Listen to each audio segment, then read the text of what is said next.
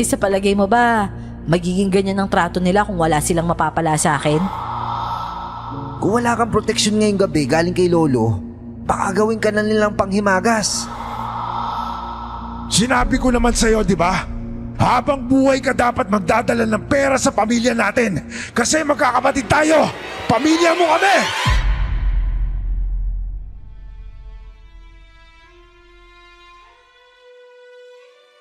Sabi sa kasabihan, lahat daw ng nangyayari sa buhay natin may dahilan.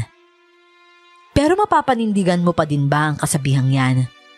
Kung lahat na yata ng pinakamasakit nangyari na sa'yo.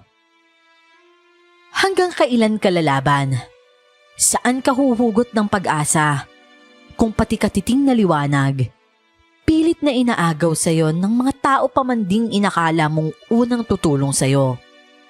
Pagbigyan niyo sana akong maisalaysay sa inyo ang kakaibang kwento ng buhay ko. Kakaiba dahil sa mga nilalang ng dilim na nakasama ko dito. Ito ang kwentong naging daan kung bakit sa huli, pinili ko ang bagay na kahit sino sigurong tao, mahihirapang tanggapin. Sisimulan ko po ito sa pinakamasalimuot na bahagi. Itago niyo na lang po ako sa pangalang Mara. At ito, ang aking kwento. Bago ko po simulan ang istorya, huwag kalimutang mag-subscribe bilang suporta sa ating channel. Sige na naman, sulatan mo na ako. Hindi ko na kasi mahaharap yan dahil gagawa pa ako ng mga ice candy mamaya pag uwi ko eh. Alam mo din namang ako lang ang kumikilo sa bahay pagdating ko. Kahit maawa ka na lang sa akin, pakokopyahin na lang kita sa assessment, ha? Diyos ko naman, Mara. Sinasabi ko na nga ba eh. Sekretary na nga ako sa room, pati ba naman sa'yo? Buti sana kung marunong magsulat tong dalawa kong kamay. Papagsasabay ko yung mga notebook nating sulatan. Kaso hindi eh. Sa pagkalikot ko lang na pagsasabay tong gamitin. Sira ulo ka talaga ang bastos mo. Pagkalikot sa gitara. Ito talaga napakadumi ng utak. O siya, sige na. Basta sa assessment ha. Oo nga. Akong bahala sa'yo. Kung bakit ba naman kasi imbis magsulat ka tuwing may pinapasulat si Mrs. na Sean, pagbebenta ng mga pantit bra sa abo ng inaatupag mo. Buti na lang talaga tamad magpunta sa classroom yun. Ay naku, ewan ko sa'yo. Matalino ka naman pero ganid ka sa pera. Hoy, hindi naman no. Pinag-iipunan ko lang yung graduation natin. Parang hindi mo naman alam. Alam mo kasi, pagka-graduate natin, layasan mo na yung lason mong pamilya. Diyos ko, wala namang ambag sa pagkatao mo yung mga yan simula noon. O tapos, saan ako tutuloy? Sa inyo. Nakulang na lang magsiksika na din kayong parang sardina sa bahay nyo. Aba, normal lang yun. Ganun talaga.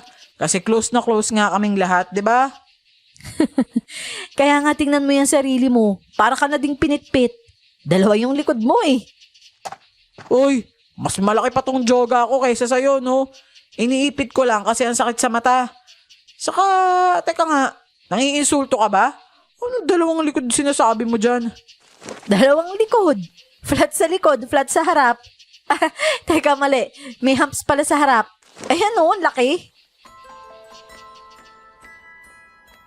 Hinaplos ko pa ang nakaumbok niyang tiyan nun saka ako natawa. Hinampas niya naman sa akin ang bitbit niyang mga libro. Kaya tumakbo ko para makaiwas. Ganon ang senaryo tuwing pauwi kami. Sinusulit ko ang saya. Hanggat may dahilan ako para tumawa, gagawin ko. Dahil alam kong sa oras na tumungtong ang mga paa ko kahit sa labas pa lang ng bahay namin. Siguradong dadaganan na naman ako ng walang kamatayang obligasyon at responsibilidad.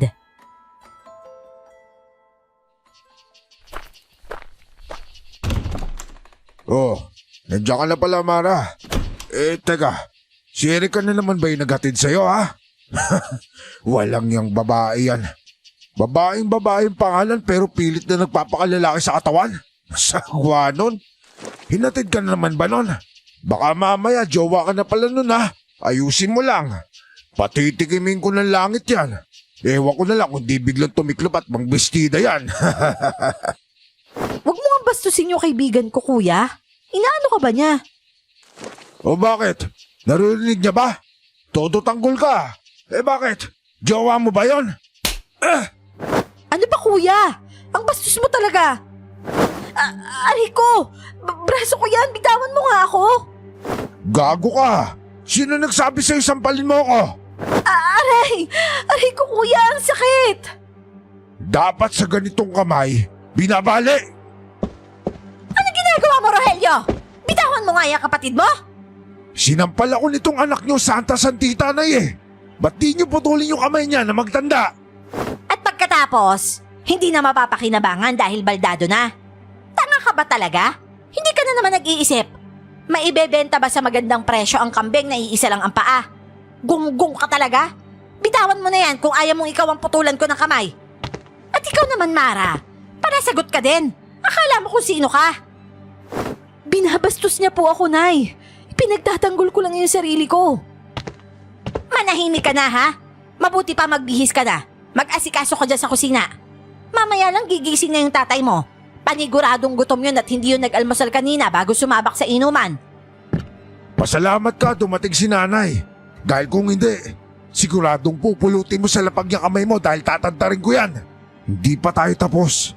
Hindi ko pa lalampasin yung pananampal mo sa akin, Mara. Maghintay ka lang. Pero napangisi lang ako.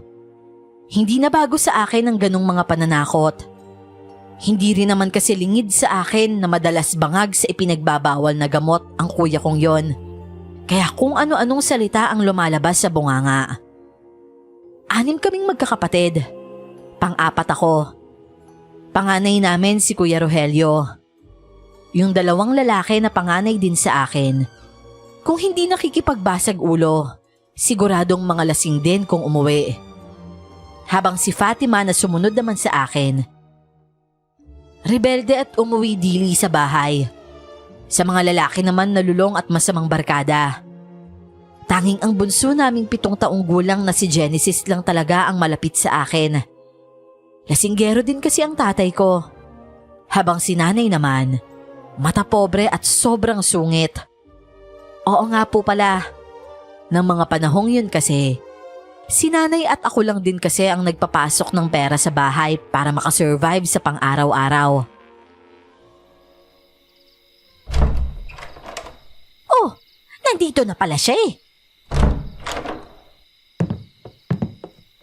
Don Alfonso, siya po yung sinasabi ko sa inyong anak ko, si Mara.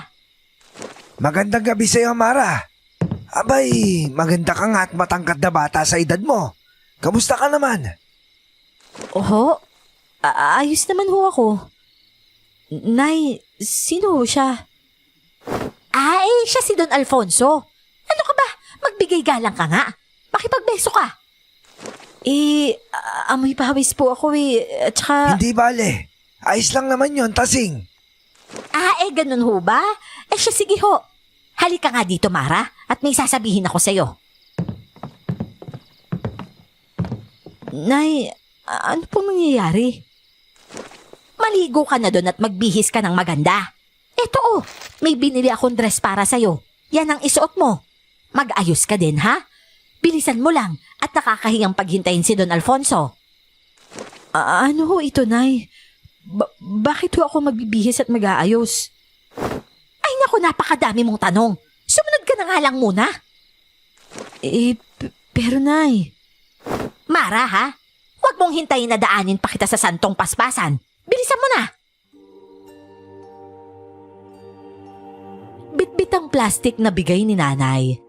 Dumiretso ako sa kwarto. Sinunod ko siya na maligo, pero hindi ko sinuot yung dress na bigay niya. Hindi talaga kasi ako komportableng maluwag ang suot at halos nahahanginan ng binti at hita. Nagsuot lang ako noon ng normal kong pambahay at nagsuklay. Kakaiba ang kaba na nararamdaman ko dahil dun sa matanda. Kung ano-ano na din ang pumapasok sa isip ko, pero nilabanan ko ang maiyak. Kung makahagod kasi siya ng tingin, kahit naka-shades siyang itim, pakiramdam ko, sinuri niya na maging ang kaluluwa ko. Mara, napakatagal mo naman. Papasok na ako, bakit ganyan ang ayos mo? Saka bakit Bakit hindi ka pa nag-aayos? Linti ka talagang bata ka. Matigas talaga ang ulo mo, no? Nay, ayoko po niyan. Saka okay na po kung walang makeup. Bakit ho ba? Talagang pinapahiya mo ko, ha? Halika nga dito. Subukan mong pumalag at kakalbohin talaga kita. Nay, ayoko nga pong mag-makeup. Ano ko bang gagawin niyo sa akin? Baon na ako sa utang, Mara, ha? Bukod sa mababayaran ko lahat ng pagkakautang ko kay Don Alfonso, bibigyan niya pa kami ng kaparehong halaga ng nautang ko. Oh, di ba't sabi mo gusto mo kaming tulungan? Eto na yun! Binibenta niyo po ako sa matandang yun, Nay? Oh, bakit? Ano problema doon? Maswerte ka nga at gusto ka. Gaganda ang buhay mo sa kanya. Tiisin mo na lang ang amoy at kulubot na balat. Mamamatay din yan. Nay, narinig niyo po bang sinasabi niyo? Tutulungan ko po kayo pero hindi sa ganitong paraan. Kaya nga po ako nagsisikap makatapos para makapagtrabaho ako ng maayos at maiahon ko kayo. Kailan pa yun? Ngayon natin kailangan. At saka pwede ba? Huwag ka nang makipagmatigasan. O gusto mong tawagin ko pa ang Kuya Rogelio mo para tulungan kang ayusan ka? Nay, pakiusap naman ayoko po. 17 pa lang ako, Nay. Minor pa po ako. Maawa naman po kayo sa akin, Masisipagan ko na lang sa trabaho. Basta huwag niyo lang akong ibigay sa matandang yun. Kahit magtrabaho ka buong araw at gabi, hindi mo kikitain ang kapalit na ibibigay ni Don Alfonso. May paluhod-luhod ka pa dyan? Teka nga sandali. Rogelio! Rogelio! Nay, wag naman po, please. Maawa po kayo sa akin. Nay, ano ba yun? Nanonood yung tao Oh, nasaan si Don Alfonso? Pumasok sa kotse niya Mainit daw dito at mabaho. Tsaka ang arte naman pala nun, Nay. Sabuyan ko kaya ng tubig yung galing sa imburnal. Tarantado, isa ka pa! Subukan mong gawin yan at palalayasin din kita dito. Imbis na magkakapera tayo gagawin mo pang bato. Halika nga dito. Tulungan mo na lang ako dito sa kapatid mong nuknukan ng arte. Ayaw pa magpa-makeup. Makeup? Bakit yun naman may makeup pa niyan, Nay? Magmumukha lang yung clown o kaya babae sa kabaret. Isa ka pang matanong Gusto nyo ba ng pera o hindi? Gets ko na, Nay. Mabuti pa nga ibenta nyo na lang to sa matanda. Hindi pa siya malalaspag doon. Kesa naman doon sa tomboy. Lintik na bunganga mo talaga yan. Tatampalin na din kita Hawakan mo na nga lang siya. Nay naman, kuya, wag pakiusap. Aray ko po, kuya, Nay. Isasama ko yung anit mo kapag hindi ka pananahimik dyan. Kahit papaano, makakaganti na ako sa pananampal mo sa akin. Tumigil ka nga sa kakaiyak. Buisit ka ang arte-arte mo talaga. Hindi ako tumigil sa pagmamakaawa. Pero bukod sa bingi sila, nasasaktan pa ako sa madiing pagkakahawak ni Kuya Rogelio sa buhok ko. Hindi ako makagalaw dahil doon. Sadya yatang nakapagdesisyon na si nanay na ibenta akong parang produkto lang. Bago lumabas, mugto na ang mga mata ko. Nakita ko pa sa salamin kung gaano kakapal ang makeup ko. Dinaig ko pa yung mga babaeng nagtatrabaho sa bar dahil doon. Si Kuya Rogelio din ang nagbitbit ng isang sakong mga gamit ko daw. Gusto kong maawa sa sarili ko. Pero habang tumatagal, mas nangingibabaw ang galit sa puso ko. Ang nakakapagtaka pa, nandun silang lahat at nakabantay sa sasakyan. Nakapilang parang naghihintay ng ayuda. Pagpasok ko sa loob ng kotse, agad kong sinalubong ang mga mata ng matanda sa rearview mirror. Ni hindi ko makita ang simpatya doon. Sa halip ay ngumisi pa ito at napailing. Pagkatapos ay may iniabot kay nanay na makapal na bungkos ng pera. Kitang-kita ko kung paano halos manlaki ang mga mata ng pamilya ko sa labas pagkakita doon. Habang ako naman, halos sumabog na sa labis na galit. Kulang na lang kasi ay mag-celebrate pa sila sa harapan ko. Mariin kong naikuyom ang magkabila akong kamao. Halos magtangis na din ang bagang ko. Nagyuko ako ng ulo at sa huling pagkakataon, hinayaan kong dumaloy ang mga luha ko. Namalayan ko na lang ang mabilis na pag-andar ng sasakyan at pagbaybay namin papuntang bayan. Pinatigas ko ang aura at pinahid ang mga luha sa aking mga mata.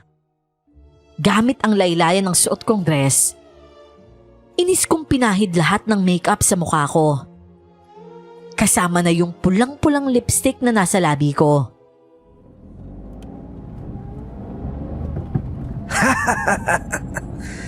Mas bagay naman talaga sa'yo yung natural look lang, Iha.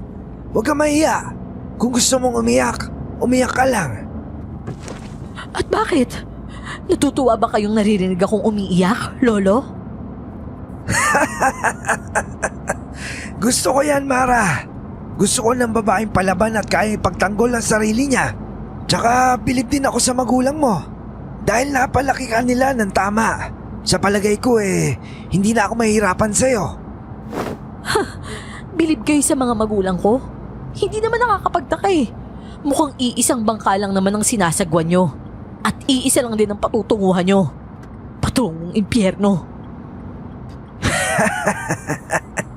Matagal na ako nagpa-reserve sa impyerno, Iha. Nga lang ako, meron ako sariling upuan.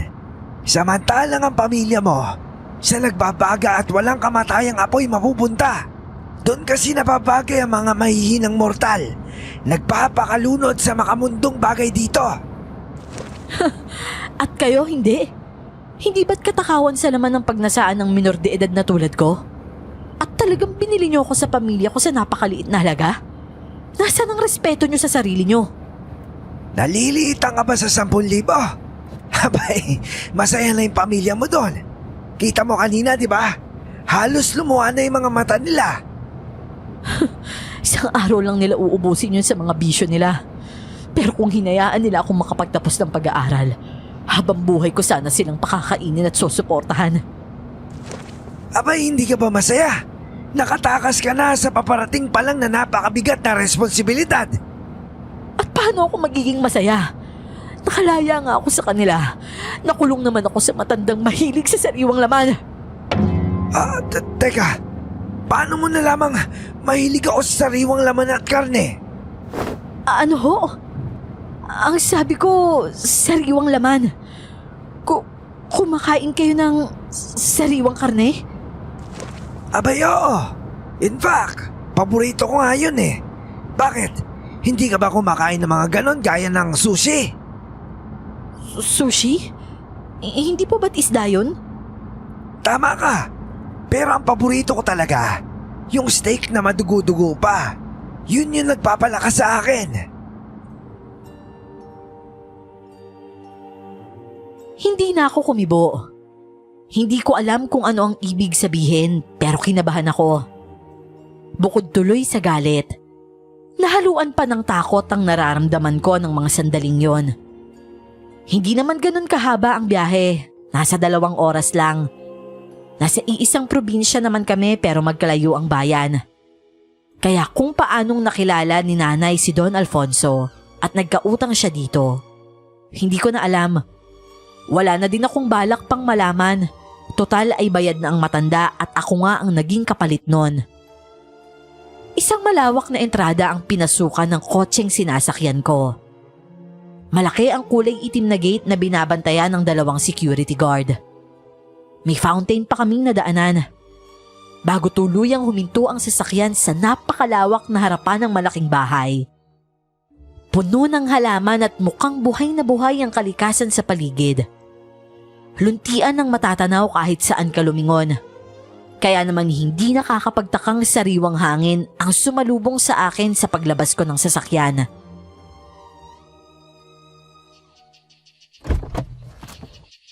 Ang ganda naman dito ah. Nasa Pilipinas pa ba talaga ako? So, Princess, how do you like it here? Princess ho, Lolo? Bakit ba lolo yung tawag mo sa akin? Ganun na ba ako katanda para sa'yo? Hindi naman ho. Pero para maging asawa ko, sobrang tanda niyo ho talaga. Kaya Lolo, para ipaalala ko sa inyo na halos apo nyo na ako. At bukod pa ho dun, minor pa ho ako, baka lang hindi nyo alam. Alam mo, Mara, tuwang-tuwa talaga ako sa'yo. Sigurado magkakasundo tayong dalawa. Halika na sa loob. Ipapakita ko na sa'yo yung kwarto mo. Manang Rosita, pakitawag nga ho si Mang Boy. Pakisabi, nasa likuran na sasakyan yung mga gamit ni Mara. Pakibaba nyo na at pakisunod sa amin. Iyong nakalagay na sako ho ba sa compartment, Don Alfonso? Akala ko basura yun eh. Hindi yan basura. Mahalagang gamit yan ng mamara mo. Kuhain mo at ipasok mo na. Mamara ho? Anong ibig niyong sabihin? Pasensya na po kung naging matanong. Hindi na ho mauulit. Tara na sa loob, Mara. Sumunod ka na sa akin. Paglingon ko sa likuran para sana tingnan yung mga gamit ko. Nahuli kong matalim ang tingin sa akin ni Manang Rosita. Saglit na saglit lang yon dahil bigla naman itong ngumiti ng malapad. Ngiting aso yon, alam ko. Pero gumanti pa din ako ng peking ngiti sa kanya. Base sa kabuoang itsura niya, sigurado akong katulong siya sa malaking bahay. Hindi ko lang maintindihan kung bakit kadarating ko lang doon. Parang bad trip na siya sa akin.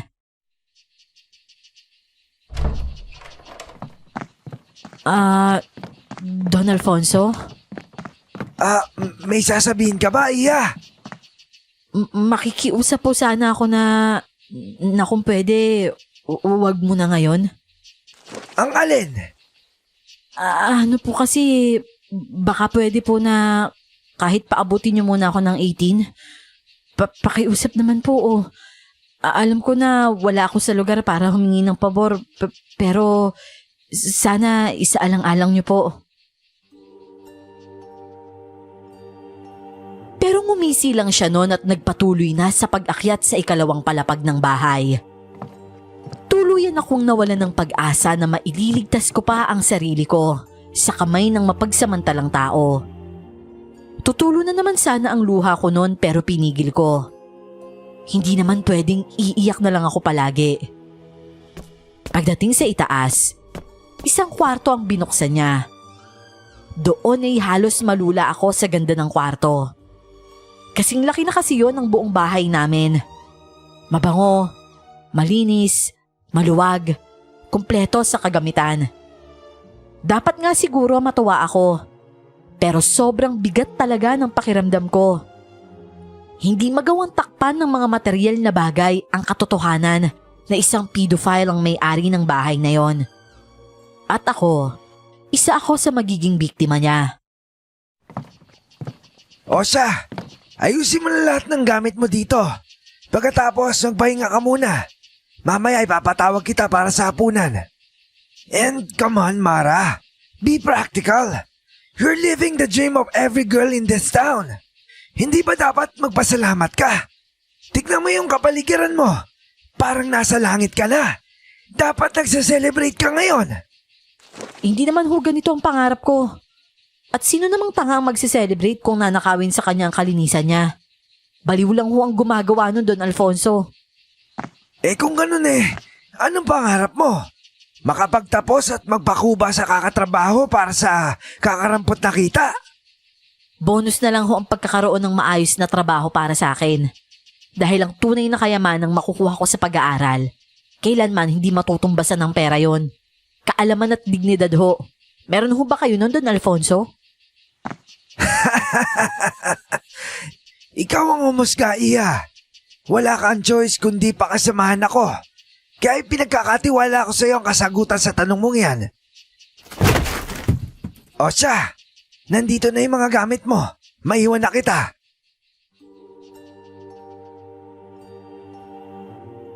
Inis akong napaupo sa malambot na kama. Tinitigan ko ang mga gamit ko na nasa sako. Bahaw akong napapalatak at napailing, ni hindi man lang inilagay sa maayos na bag. Pinagsuot ako ng bagong biling dress na kulang na lang iluwa na lahat ng dapat iluwa sa katawan ko. Pero yung mga gamit ko, Nagmamadali pa yata nung isinilid sa sako. Marahas akong napabuga at natulala sa dingding. Kahit anong isip ko, hindi ko maintindihan kung bakit ganon ang trato ng pamilya ko sa akin. Hanggang sa nahiga na ako. Hapon na din kasi noon. Pagkalapat ng katawan ko sa malambot na kama, doon ko palang naramdaman ang pagod. Ang sabi ko, iidlip lang ako dahil aayusin ko pa nga yung mga gamit ko. Pero nang maalimpungatan ako, madilim na, at nang silipin ko ang oras sa dikipad kong cellphone, doon ko namalayan na 12:00 na pala halos ng madaling araw. At napakarami na ding text at tawag ng kaibigan kong si Erica sa akin.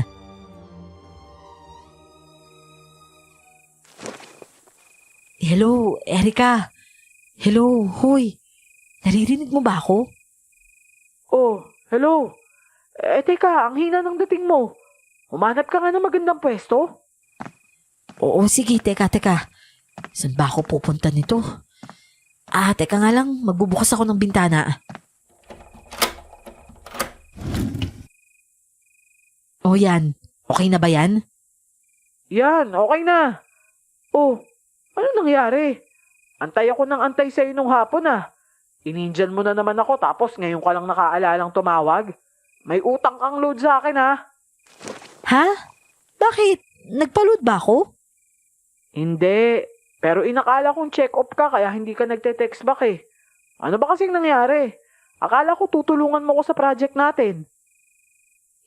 Kasi Erica, baka hindi na ako makapasok. Ano? Wow ang aga mo mag-joke. Hindi ako nagbibiro, ano ka ba? Nasa bayan ako ng Santo Domingo ngayon. Santo Domingo? Ang layo mo naman. Ba't nandyan ka? Huwag mong sabihin nakaabot ka dyan sa pagbebenta ng ice candy o pagpapa-order ng Avon Kaibigan ko si Erica at tanging kakampi. Kaya naman hindi ko napigilang mapaiyak nang ikwento ko na sa kanya ang totoong nangyari. Maging siya ay hindi na itago sa akin ang labis na galit para sa pamilya ko at simpatya naman para sa akin. Grabe naman yung pamilya mo, Mara. Akala ko pinakamasama na yung ginawa nila sa'yo. May ikakademonyo pa pala talaga sila. Alam mo, tumakas ka na dyan at dito ka na lang.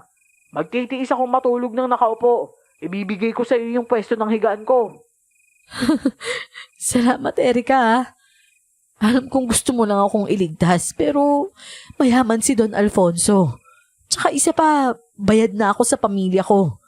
Sa oras na tumakas ako dito, sigurado akong mahahanap niya din ako. Baka madamay ko pa kayo ng pamilya mo Hindi natin alam kung anong kakayahan ng mga to. Okay lang naman ako. Makakaya ko to. Diyos ko naman kasi, Mara. Bakit ba kailangang umabot sa ganito? Paano pag-aaral mo ngayon? Hindi ko pa alam. Pero susubukan ko siyang pilitin kahit pag-graduate niya lang ako ng high school. Sabihin na nating papayagan ka nga. Paano naman yung pagpasok mo? Araw-araw kang babiyahin ng higit 2 oras papasok at pauwi. Okay lang yun. Importante makapagtapos ako. Konting buwan na lang naman, graduation na Basta, lagi mo akong i-update sa nangyayari sa'yo dyan Sabihan mo lang ako kung may maitutulong ako. Oo naman. Alam ko namang... teka. Sino yun? Ha? Ang alin? May tumatakbo kasi. Hindi. May hinahabol pala. Hala. Shit, kinain niya.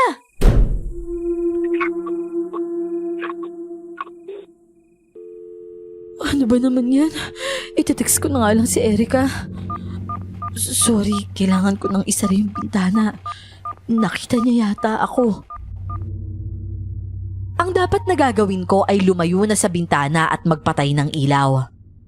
Pero ewan ko ba, siguro nga hindi lang sa palabas may mga tangang karakter na imbis tumakbo o iligtas ang sarili, uunahin pa ang pagiging usyusero. Totoong mahirap kontrolin ang sarili. Dahil ng mga oras na yon, aaminin kong nangibabaw sa akin yung kuryosidad. na makumpirma kung kinakain ba talaga nung tao yung parang aso o kambing na hinahabol niya. Sinubukan kong buksan ulit ng bahagya yung jealousy at sumilip. Pero nanlaki ang mga mata ko nang makitang nakatayo na yung lalaki at direktang nakaharap sa gawin ng bintana ko. May hawak pa itong kung ano na kinakain nito. Madilim doon, hindi ko masyadong maaninag ang mukha niya. Pero ramdam ko ang matalim niyang titig at nakakahilakbot ng ngisi. Ay, may nag-text. Visit na to. Mai-silent kang cellphone ka. Ay, Diyos ko, ano kaya yun? Bakit niya kinakain yung aso ba yun? Ano ba yan? Ano ba sabi ng tomboy na yun? Baka aswang yung nakita mo. Aswang? Sira ulo ka talagang tomboy ka. Tatakutin mo pa talaga ako. Ay naku, nagugutom pa naman ako. Anong gagawin ko ngayon? Pwede naman siguro akong bumaba. Sa isip ko noon, nasa labas naman yung nakita kong tao na sa wari ko ay nababaliw lang. Inipon ko ang tapang ko saka nagpa siya ng lumabas ng kwarto. Kakain lang ako. Pagkatapos ay plano ko ng ayusin ang mga gamit ko. Palibasa sanay naman ako kumilos sa ibang bahay. Hindi naging mahirap sa akin magpunta sa kusina at maghanda ng kakainin ko. Walang nakalutong pagkain, pero may nakita naman akong tinapay at itlog. Kaya magluluto na lang sana ako. Kaya lang, hindi ko naman alam kung paano kakalikutin ang stove. Sa huli ay nauwi lang tuloy ako sa kape at tinapay. Pabalik na sana ako sa kwarto ko para doon na magkape at kumain. Nang makita ko ang isang lalaking nakatayo. Malapit sa hagdan paakyat. Baka sa nanlalalim na kunot na noo niya ang pagtataka at pagkadisgusto sa akin. Sino ka? Bago ka bang katulong dito? Sino may sabi sa'yo pwede kang mangilam sa kusina? Ako si Mara, pero hindi ako katulong dito. Kaya ako nakialam kasi hindi ba obvious? Gutom ako eh. Saka tinapay at kape lang naman to. Ikaw, sino ka ba? Bakit parang ang dungis mo? At saka, teka, dugo ba yung nasa damit mo? Ang tanong ko, sagutin mo. Sino ka ba? Hindi ako sinuka, inire ako. Tsaka nasagot na kita, di ba? Bingi ka ba? Mara. M-A-R-A. Yun yung pangalan ko, Mara. Sino ka sa pamamahay na to? Sana kasi, ang tanong mo kung ano ko dito, hindi yung puro kasino. Teka, ikaw yung tumatakbo kanina sa labas na kumain dun sa aso, tama ba? Paano ka nakapasok dito ha? Don Alfonso! Don Alfonso, may ano? Lintik kang babae ka? Sino ka para gisingin, Lolo? Itiko mo yung bunga mo! Ano ba? Ano ba, bitawan mo nga ako? Kadiri ka, lansa-lansa mo! Lumayo ka nga sa akin! Lumayo ka sa akin kung ayaw mong isaboy ko sa mukha mo itong hawak kong kape! Abay, matapang ka ba? Gusto mo yata isunod kita sa naging hapunan ko? Mukhang babagay ka pa naman pangimagas! Raven! Humarap ka na naman sa bisita ng ganyan ang itsura mo! Hindi ka na naiya! Lolo? Pasensya na ho, nagising po kayo. Alam mo naman sensitibo ko sa kahit kaluskus lang. Pero kayo, halos magsigawan pa. Paano naman ako hindi magigising nun? Saka, teka nga muna. Huwag mo sabing, lintik ka talaga. Pasensya na ho, Lo. Kagagaling ko lang sa labas para maghapunan eh. Sino ho ba tong bubwit na to? Daglan na ako ng pagkain sa kusina natin eh. Hindi siya bubwit, Raven. At lalong hindi siya tulad ng iba na gagawin mo lang laruan. Magbigay respeto ka sa kanya dahil magiging bahagi na siya ng pamilyang to. Ano ho? Lolo naman. Nakapag-desisyon na ako. Ngayon na yung oras na seryosohin mo yung sinasabi ko. Hindi ka na bumabata, Raven. Kaya ngayon, maglinis ka at ipagluto mo na matinong makakain si Mara. Hindi pa siya naghahapunan, kaya sigurado akong gutom na siya. Sa unang pagkakataon, parang gustong pumalakpak ng mga tenga ko sa narinig. Yun din ang unang beses na natuwa ako sa matanda. Ang weirdo nga lang, dahil hindi ko alam kung saan nagmula yung nararamdaman kong pagka-proud na magiging bahagi ako ng pamilyang yon. Siguro dahil hindi ko ramdam sa pinanggalingan kong pamilya na parte ako noon. Lalong wala ni isa sa kanila ang kumampi sa akin. Kitang-kita ko kung paano manlisik ang mga mata ng Raven sa akin. Pero wala naman siyang nagawa kung hindi ang sumunod na lang. Parang naging baliwala na din sa akin yung dugo sa katawan niya at kung saan yun galing. Kung sa bagay, lumaki naman talaga ako na walang pakialam sa buhay ng iba o kung paano sila mamuhay. Tinanggap ko nga na may mga multo, elemento o aswang dito sa mundong ito kahit wala pa naman akong nakikita. Para sa akin kasi, kahit sino o ano, may karapatang mamuhay kung saan nila gustuhin. Hanggat hindi naman ako naaapektuhan, wala akong pakialam sa kanila. Ako na ang humihingi ng pasensya sa'yo, Mara. Alam mo kasi, kahit 25 na yung apo ko, naglalaro pa din yan na parang bata. Makulit at matigas ang ulo. Ikaw na sanang bahala magpasensya sa kanya. Okay lang po yun. Pasensya na din kayo kung nakialam ako sa kusina nyo Nagugutom lang ho kasi talaga ako Umagahan pa kasi kahapon yung huling kain ko. Naiintindihan ko. O siya, hintayin mo na lang si Raven para paglutuan ka.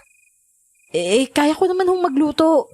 Hindi ko lang alam kung paano kalikutin yung lutuan nyo. Magpaturo ka din sa kanya, Iya. At sigurado akong mas gugustuhin ka nung turuan magluto kaysa pagluto ka pa. O siya, wag na kayo maingay dyan ha. Hindi nyo gugustuhin magising ako ulit. Mula sa balcony sa taas, pinanood ko na lang siyang maglakad pabalik sa kwarto niya.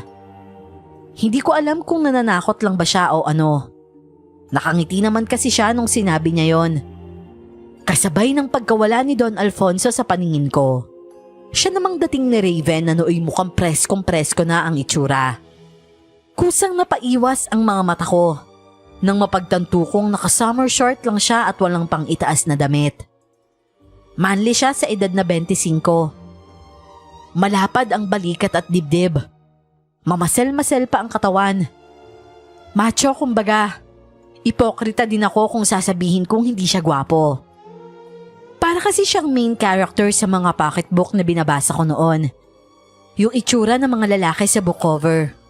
Ganon na ganon ang datingan niya. Ay naku, siguro mas okay kung tuturuan mo na lang ako kung paano gamitin yung kalan nyo. Di bali na lang, miss. Mamaya pati stock ko pakailaman mo na Tsaka total mukha ka naman din katulong. Pati hindi mo lang aralin mag-isa. Obligasyon mo yung sarili mo. Okay, sige. Pero sa ngayon, wala kang choice kundi ipagluto ako. Hindi ka ba natatakot na baka lasunin kita? Hindi ako takot mamatay, no? Pero ikaw, takot kang masabo ng lolo mo nang walang banlawan. Hulaan ko. Masalimuot yung naging buhay mo kaya okay na sa'yo mamatay na lang, no? Ay, nako. Wala namang bago sa buhay niyong mga tao. Hindi pwedeng walang bit-bit na drama sa buhay ng bawat isa sa inyo. Nilalait mo ba yung mga tao dahil halimaw ka? Tingnan mo naman yung sarili mo, Ginagamit mo din naman yung katawan ng mga tao, Hipokrito. Bakit ba ang tapang mo, miss? Ikaw lang naman yung inaalala ko, Baka mamaya mabaliw ka kapag nakita mo yung tunay kong katauhan. Hindi ka sigurado dyan. Teka nga. Aswang ka rin ba?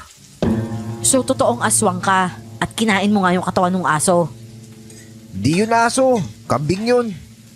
Okay. Ang bilis din kasing tumakbo, Teka, ang bango naman yan. Lalo akong nagutom, Syempre. May halo tong gayuma para mabaliw ka, Nailing na lang ako at inirapan siya. Pero sa loob-loob ko, naroon talaga ang pangamba at takot. Pilit ko yung pinaglalabanan para mairaos ko ang unang gabi ng ligtas. Hindi ako sigurado kung nagsasabi ng totoo si Raven o kung tinatakot niya lang din ako. Pero yung itsura niya kanina, hindi yun magsisinungaling na totoong may kinain siyang madugo at sariwang karne.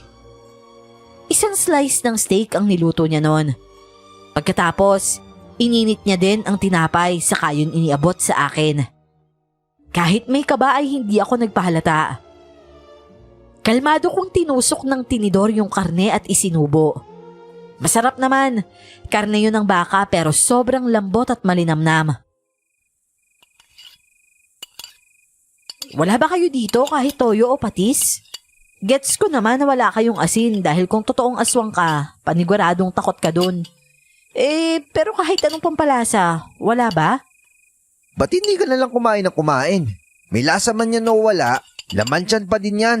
Saka isa pa, sigurado ako ngayon ka lang nakatikim ng ganyang kasarap na pagkain. Galing mo ah. Manguhula ka din? Wala namang kakainan mamili ng ganyang kasarap na karne yung mga dukang katulad mo. Sabagay, tama ka. Wala talaga kaming pambili ng ganito, no? Yung presyo kasi ng isang to, pang ulam na naming lahat. Alam ko. Kaya ba sumama ka nalang kay Lolo dahil alam mong mabibigay niya yung luho mo? Grabe. Ganon ka na ba talaga kadesperada? Wala man kaming pambili ng ganitong karne, pero marunong kaming magkatay. Kahit yung napakalaking baka, kayang-kaya kong katayin ng buo yun. Huwag mo akong patawanin, miss, ha? Hindi mo ako maliligaw sa pag-iwas mo sa mga katanungan ko. Ang gusto ko lang, tandaan mo itong sasabihin ko. Hindi ako basta papayag sa kagustuhan ni Lolo. Kung kinakailangan ilabas ko ang lahat na malalaman kong baho mo, gagawin ko yun. Di okay. Good luck sa'yo. Ngumiti pa ako habang pinapanood kung paano magtangis ang bagang niya.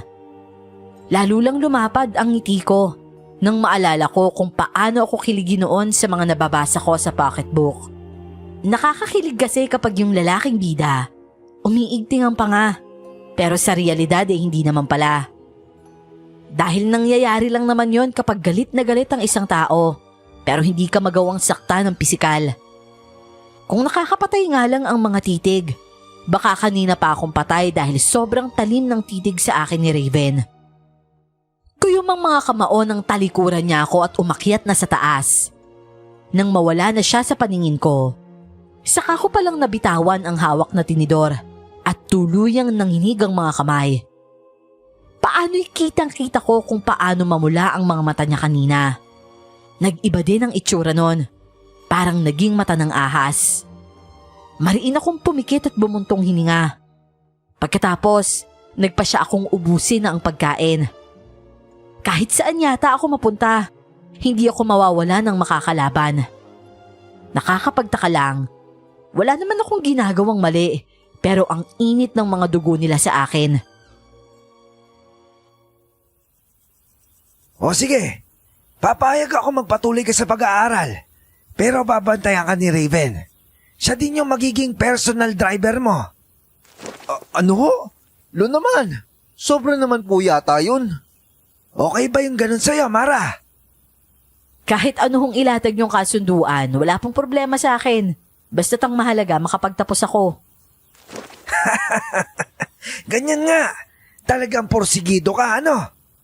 Elo, pinapakinggan niyo man lang ba ako? Bakit niyo naman ako gagawing alalay ng bubwit na yan? Sinabi ko na nga huwag mo na siyang tawagin bubwit Saka mo na lang ipagpatuloy yung training. Ilang buwan lang naman ang hinihingi ni Mara. Kaya mo na isakripisyo yan. Napaka-unfair niyo naman sa akin. Sino ba kasi itong babaeng to para itrato niyo ng extra special? Ang mga reyna, dapat tinatratong maharlika. Lalo na mga kalalakihan sa paligid niya. Kay Mara nakasalalay yung pagpapatuloy ng ating lahi, Raven. Kaya ingatan mo siya maigi. Huwag mong sabihin, pakakasalan mo ang batang ito, Alfonso. Saan na napunta yung paggalang mo, Rosita? Nakahanda na ba yung hapag? Oo, Don Alfonso. Handa na ang almusal. O siya, tara na. Sabay-sabay na tayong kumain. Umalingaw-ngaw pa din nun sa utak ko ang katagang sinabi ni Don Alfonso. Kung tama ang pagkakaunawa ko, bubuntisin at aanakan lang ako ng matanda para magpatuloy ang lahi nila. Gusto kong matawa nun sa sarili. Hindi ko alam kung nakaka-proud ba yon o nakakahiya. Kung titimbangin, wala talaga sa plano ko ang mag-asawa at mag-anak pa dahil sa hirap nga ng buhay namin. Pero marangya ang pamilyang yon. Yun nga lang, baka nga totoong may lahi silang aswang. Napatanong tuloy ako sa sarili ko noon.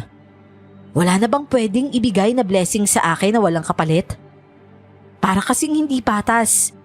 Ni hindi ko maramdaman noon ang genuine na saya at katahimikan. Mara? Ikaw ba talaga yan? Teka. Tama ba yung nakita ko? Hinatid ka talaga ng kotse? Oo, wag ka na lang maingay. Kaya nga dito ako nagpababa sa medyo malayo. Ayokong ma-issue, no? Tsaka baka makarating pa kila nanay. Kumusta yung project mo? Natapos mo ba? Oo, kinaya ko. Ayoko naman ng palakol na grade, no? Pero sino yung driver mo? Si Tanda ba yun? Hindi, yung apo niyang may anger issues. Kala mo laging may kaaway eh. Diyos ko, nakaka-imbiyer na kaya yun. Ako, huwag na nga natin pag-usapan yun. Di ka na, pumasok na tayo at baka maliit pa tayo. Hoy, Eric! Mamaya umikot na yung ulo mo dyan. Huwag mo na nga siyang tingnan. Gara kasi ng sasakyan mo eh. Sosyalin ka ngayon ha. Hindi ka pa mukhang ngarag. Kumusta ka naman dun? Hindi ka ba ginalaw? Hindi, nakahiwalay yung kwarto ko doon. O baka kasi dahil nakiusap din ako na hintayin mo nang mag-18 ako. Pumayag? Alam mo, feeling ko swerte mo dyan. Ano? Seryoso ka? Paano naging swerte aasawahin nga ako ng halos lolo ko na? Gagawin akong inahin eh. Ano ka baboy? Pero kung hihiga ka naman sa pera, bakit hindi? Afford nyo naman sigurong kumuha ng tigi-isang yaya sa magiging mga anak nyo, di ba? Hoy, kaibigan ba talaga kita? Alam mo namang wala akong planong mag-anak. Kaso nga, ibang plano ng tadhana sa'yo. Anong gagawin? Lalabanan mo o go with the flow ka na lang? Hindi ko alam. Bahala na. Naging tahimik at maayos naman ang umaga hanggang tanghalian ko sa school. Kung dati, umuwi ako para kumain. Nang mga sandaling yon, sa kantin ko na lang planong kumain. Pero yung kaya lang ng natitira kong pera. May binigay namang pera si Don Alfonso, pero hindi ko yun planong galawin. Hindi niya ako magagawang bayaran, lalo na at kaya kong kumita ng sarili kong pera. Pababa na kami ng hagdan nang makasalubong namin yung mga schoolmate kong kababaihan. Para silang mga bubuyog na nagbubulungan. Pagkatapos, bigla na lang magsisitili. Dahil doon ay sabay pa kaming napatakip sa tenga ni Erica. Problema ng mga yon.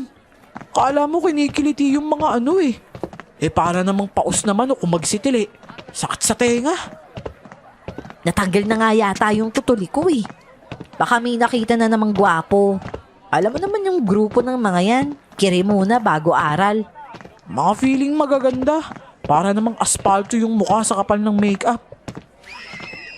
Oh, teka. Sino yun?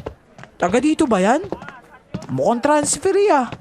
Kaya pala parang nangingisay na naman yung mga yun eh. Mas lamang sa akin yun ng isang buhos ah. Bilisan mo na nga lang maglakad, Erica. Eric nga, hindi Erica. Ito talaga oh. Tsaka, ba't ka ba kasi nagmamadali?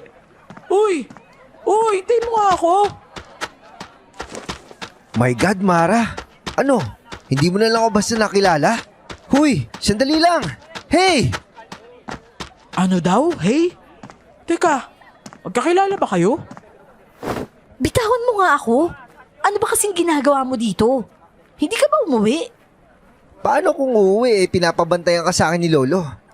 Ba't ka ba tumatakbo? Ibibigay ko lang to. Pinahabol ni Lolo kanina. Ano yan? Wala ka bang mata? Kunin mo na nga na makabalik na ako sa kotse. Kanina pa ako naghihintay dito. Tsaka, hindi naman obvious na ngayon lang nakakita ng gwapo tong mga schoolmates mo no? Ikaw pala yung apo nung... Sino ba tong bubwit na to, Mara? Boyfriend mo?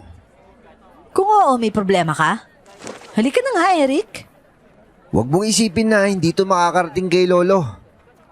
Magsumbong ka hanggat gusto mo. Samahan pa kita eh. Lumabas ka na nga dun. Feeling artista nito.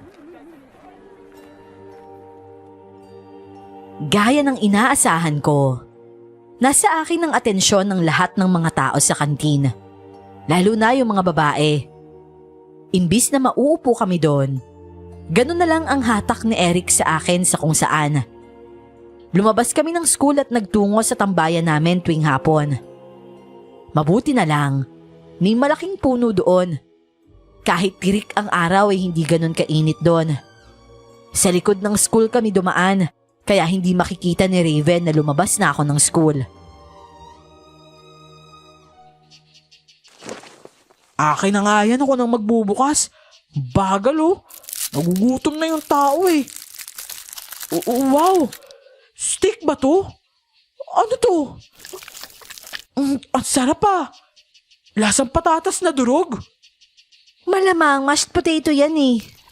Takaw mo talaga. Mamaya may laso niyan, una kang mamamatay, sige. Ayos lang. At least namatay akong kumakain ng masarap, no? Pero teka nga muna. May iba ako. Ikaw bakit ka nagsisinungaling doon sa apo ng jowa mo? Naranasan mo na bang mabilaukan? Ang ibig kong sabihin, bakit ka nagsisinungaling doon sa apo ni Tanda? Mukha ba tayong magjowa? Dapat extra sweet tapos nagkikis. Ganon yung magsyota. Kiss-kiss mo sa pader. Sabunutan kita dyan eh. Hayaan mo nga sila para isipin nila na malandi ako. Malay mo, pakawalan nila ako. Alam mo, may salty ka na talaga. Isasakripisyo mo yung reputasyon mo para lang makawala ka dyan? Pakiramdam ko nga mas may paki sila sa'yo kaysa sa tunay mong pamilya eh. Ayan may tagabantay ka na. May pananghalian ka pang lasang pangmayaman. Sa palagay mo ba, magiging ganyan ang trato nila kung wala silang mapapala sa akin? Pare-parehas lang naman sila eh. Kung wala siguro akong kayang ibigay na kapalit, baka walang nagtsatsaga sa akin. Anong palagay mo sa akin? Ikaw? Baka nga kung hindi kita napapakopya, hindi mo rin ako kakaibiganin eh. Ganon? Grabe ka naman. All this time akala ko kaibigan ng turing mo sa akin. Yung pala, iniisip mo yan? Kung hindi ba ako matalino, lalapitan mo ba ako nun para kaibiganin? Pero alam mo, may punto ka. Nung first year tayo, yun lang talaga yung dahilan ko. Para makopyahan ka. Pero sa tagal ng magkaibigan tayo, syempre, natutunan na kitang pahalagahan, no? Mahal kaya kita. Totoo? Kahit hindi na tayo magkasama sa college, hindi mo ako kakalimutan? Hindi mo ako pagpapalit sa mga magiging bago mong kaklase? Kahit ilang kaibigan pa yung dumating, ikaw pa rin, syempre. Sa araw-araw na pumapasok ako, hindi rin nagsawa si Raven sa paghahatid at bantay sa akin. Araw-araw nga lang siyang nagrereklamo at nagsusungit sa akin. Akala ko noon ganun lang talaga siya katakot kay Don Alfonso. Balita ko kasi nag-iisa siyang tagapagmana nito. Hanggang sa kumalat na sa campus ang sitwasyon kong yon. Marami ang nainggit. Marami ang nagtaas ng kilay pero mas marami ang nagagalit. Palibasa ni minsan, hindi nakita ang pamilya ko sa eskwelahan. Kaya wala ring nakakapagsumbong sa kanila na tuloy pa din ako sa pag-aaral. Ayoko na din namang lumapit pa dahil ilang buwan na lang din noon at graduation na. Kahit papano, totoong gumaan ang buhay ko. Yun nga lang, ang kapalit naman nun ay ang gabi-gabi kong anxiety. Lalo pa at hindi na din lihim sa akin ang tunay na pagkatao ng maglolo. Maging si Don Alfonso ay naging bukas sa akin sa pagsasabi na hindi sila mga normal na tao. At kaming mga nasa loob ng pamamahay lang na yon ang nakakaalam ng tungkol doon. Magbihis ka at sumama ka sa akin, Mara. Saan? Di ba sabi mo magaling kang magkatay ng buong baka? Oo, pero syempre kailangan ko ng makakatulong. Hindi ko naman kayang buhatin yun. Ha? Akala ko ba wala kang kayang hindi gawin? Independent ka, di ba? Niyayaya mo ba ako para lang insultuhin? Oo. Para ipamukha sa'yo na hindi totoo yung mga sinasabi mo. Na walang kayang gawin yung mga lalaki na hindi mo kaya. Okay, fine. Hindi na ako sasama. Ikaw na lang. Wala kang choice. Kapag hindi ka sumama, wala kang maitatabing karne para sa'yo. Lahat na narito, alam ang obligasyon nila sa sarili nila. Hindi mo naman pwedeng kainin yung karne na nalawayan ko na. Not unless na... Wala akong planong magpalahi sa inyo, Raven, no? Never. O siya, bilisan mo na. Alis na yung sasakyan in less than 10 minutes. Okay. Sige. Tara na pala. Ano? Hindi ka man lang magbibihis? Maduduguan lang naman to't madudumihan eh. Bakit pa? Mamaya na. Para madiligo na din ako pagbalik natin. Gabi na tayo babalik. O di kaya mga madaling araw na siguro. Saka hindi ka naman maduduguan dun eh. Walang tatalisik na gapatak na dugo sa'yo. Maniwala ka. Ha? Anong ibig mong sabihin? Saka maaga pa naman ah. Kahit hapon makakauwi tayo kung isang baka lang naman ang kakatayin. Bilog ang buwan ngayon, Mara. Teka muna. Basta, maganda ka. Nako, ayoko na palang sumama. Hindi mo gugustuhin daanin pa natin to sa Santong Paspasan, Mara. Sasama ka sa ayaw at gusto mo. Parang may dumaan na kung ano sa mga mata niya habang nakatitig sa akin. Normal yon na mata ng tao. Tapos bigla na lang magiging iba ang itsura. O di naman kaya ay manlilisik. Ewan ko ba, hanggang ngayon kapag naaalala ko, hindi ko rin alam kung paano ko nakaya lahat noon. Nakaya kong sukulin ng takot at mas tapangan pa. Bagay na hindi ko naman pinagsisihan.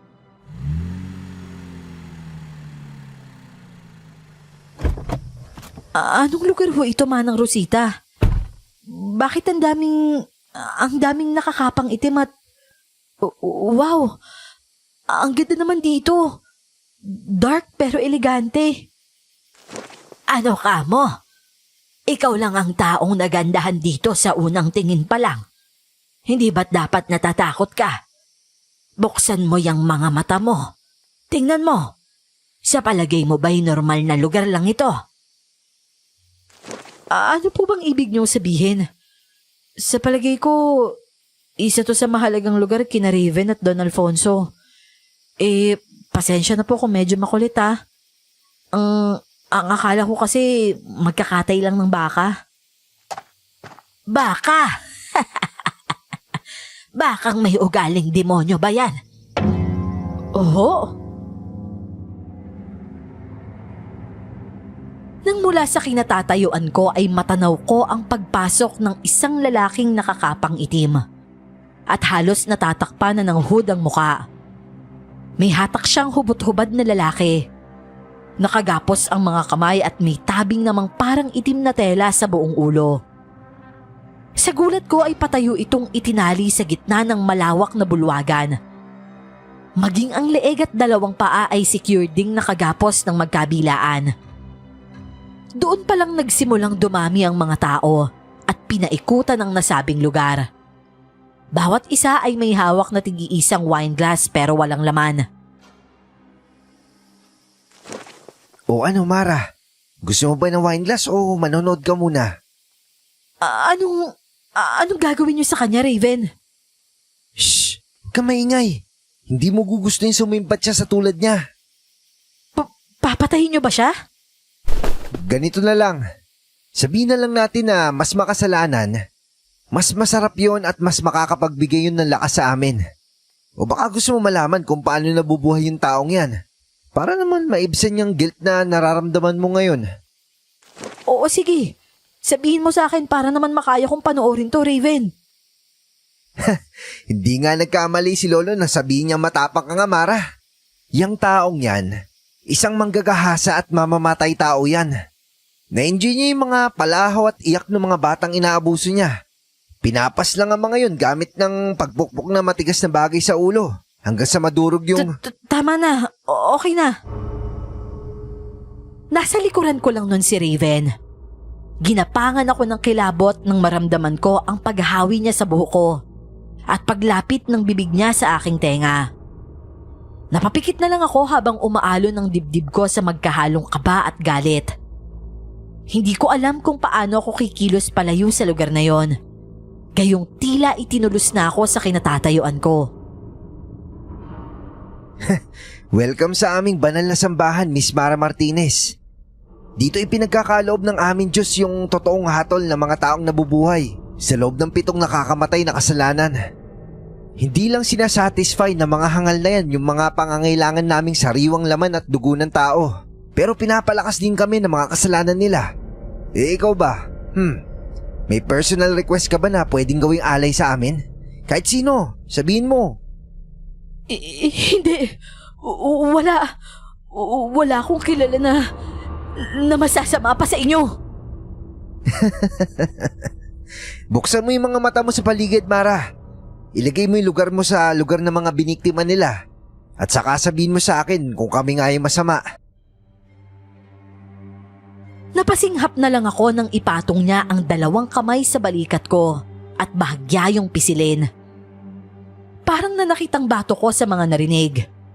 Hindi ako sang-ayon sa mga masasamang tao. Lalong hindi ko alam kung anong klaseng hustisya ang hinahangad ng mga nabibiktima nila. Siguro, hindi lang talaga ako handa sa nakatakda kong masaksihan ng mga sandaling yon. Kaya ganun na lang ang takot ko. Lalo pa at malinaw na nilinlang lang ako ni Raven para maisama sa lugar na yon. Napapitlag na lang ako nang may marinig na malakas na boses mula sa harapan. Umeko yon sa buong lugar. Bumabati sa lahat. Hanggang sa maya-maya pa, sabay-sabay na silang bumibigkas ng bagay na hindi ko maunawaan. Lahat sila ay seryoso. Nang matapos sila, sakalang inalis ang tabing sa ulo ng lalaki. Para itong wala sa sarili. Nang tingnan niya isa-isa ang mga tao doon ay ngumisi pa ito at tumawa ng nakakaloko. Ang hindi ko inasahan ay nang magsalita na ito. Hinahanap yung pangako daw sa kanyang mga bata. Sabik na daw kasi itong makahawak ulit ng makinis at sariwang katawan. Hindi ko na ikukwento ang detalye ng parting ito. Inakala kong pinakamatindi na yung kilabot na naramdaman ko sa mga sinabi ni Raven sa akin. Hindi ko naman akalain na mas matindi pala ang hilakbot na dadanasin ko habang pinapakinggan ng kahindik-hindik na litanya ng lalaki. Doon ay detalyado niyang sinabi kung ano ang gagawin niya sa mga bata sa oras na mahawakan niya ang mga ito. Hindi yun gawain ng matinong tao.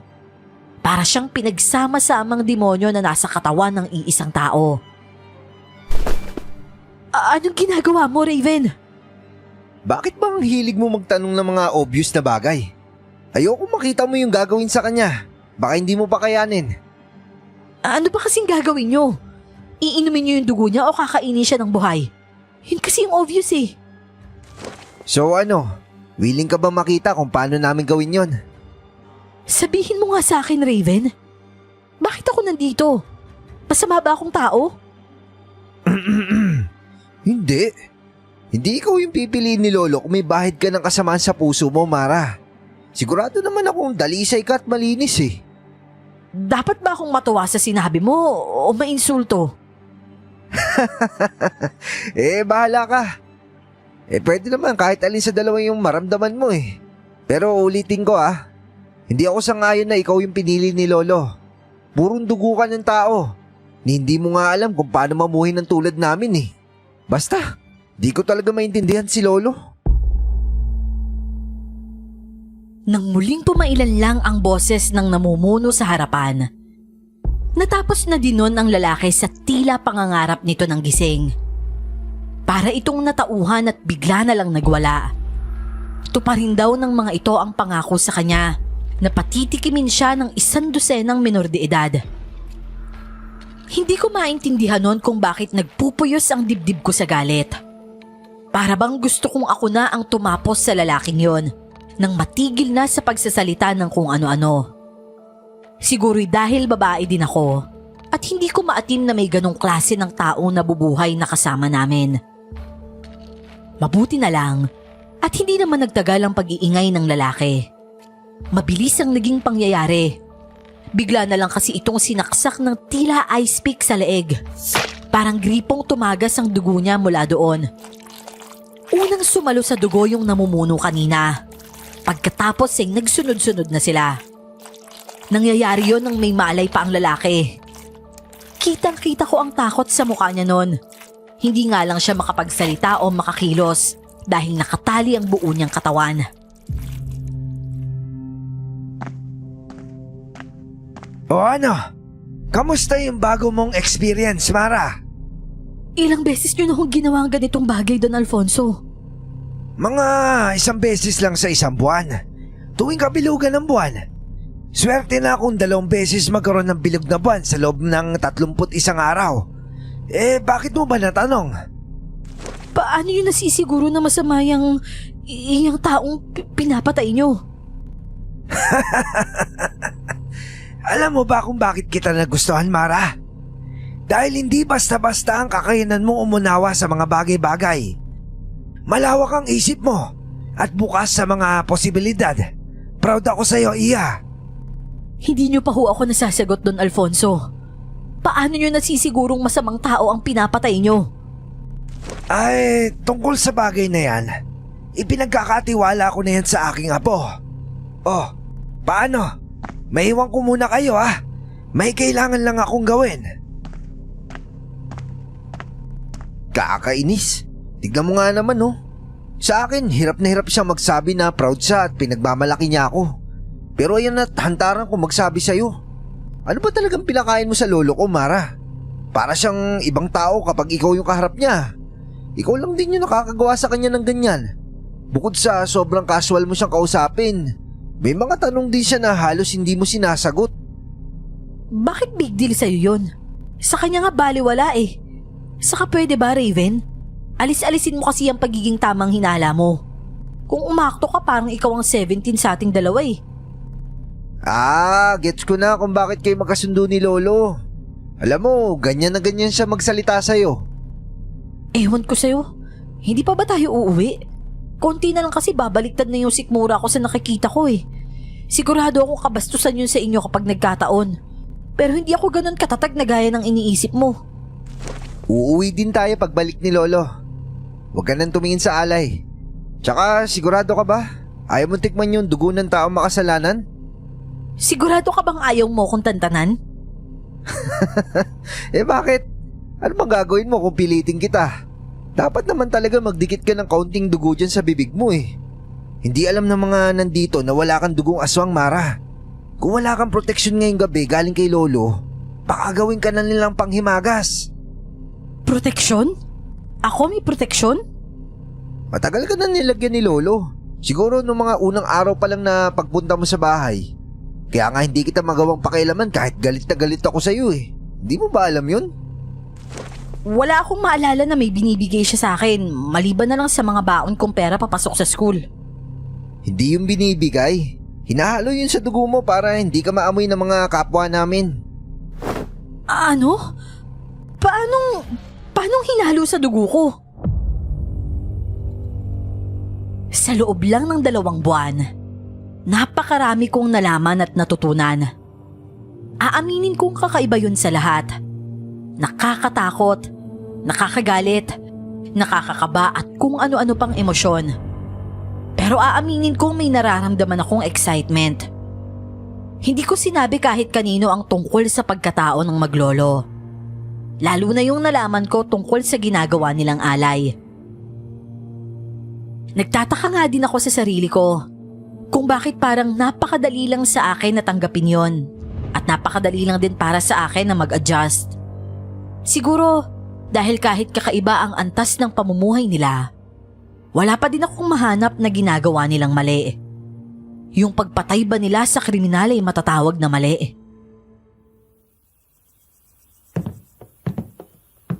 Oh, ngayong graduate ka na at 18 na din. Siguro naman, handa ka na gampanan yung tungkulin mo, Mara. Pero bukas po ang 18th birthday ko. Ihihilingin ko sana na ipaubayan niyo muna sa akin yung araw na yun kasama ang kaibigan ko. Yun lang ba? Walang problema yon. May tiwala ako sa'yo, Mara. Hindi ka naman siguro sisira. Opo, may tiwala din po ako sa sarili ko, Don Alfonso. Sasamahan ko na siya, Lo. Hindi mo ba ako narinig? Sabi ko, gusto kong solohin ang araw ko. Pabayaan na lang muna natin si Mara, Apo. Kaya niya yung sarili niya.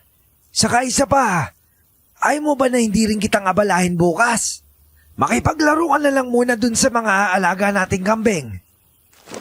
Ayoko. Gusto ko siya samahan, Lo. Sigurado akong yung Eric na naman yung gigitain niya bukas. Si Eric lang naman ang kaibigan ko, Raven eh. Saka baka huling pagkikita na namin yun. Wala naman ng rason para bumalik ako. Tapos ng pag-aaral ko doon. Kaya nga mas hindi nga ako tiwala ngayon eh. Sigurado akong lulubusin na ng lalaking yun yung pagkakataon na makakasama ka niya ulit. Lalaki? Hoy, Raven! Akala ko ba malakas ang pangamoy ng mga aswang? Bakit hindi mo alam na babae si Eric? Paano babae? Lalaking-lalaki pumorma yun eh. Hoy Mara, huwag mo akong pinapaikot. Tandaan mo, bayad ka na at pagmamay-ari ka na namin. Tomboy lang si Eric at Eric ang pangalan niya. Kung ayaw mong maniwala, bahala ka sa buhay mo. Hindi ko obligasyong magpaliwanag sa'yo, no? Lo, ano ba? Hindi niyo ba ako pakikinggan? Hahayaan niyo lang tong babaeng to magliwaliw mag-isa kasama yung kalaguyo niya? Oh, bakit pangising-ngisi lang ho kayo dyan?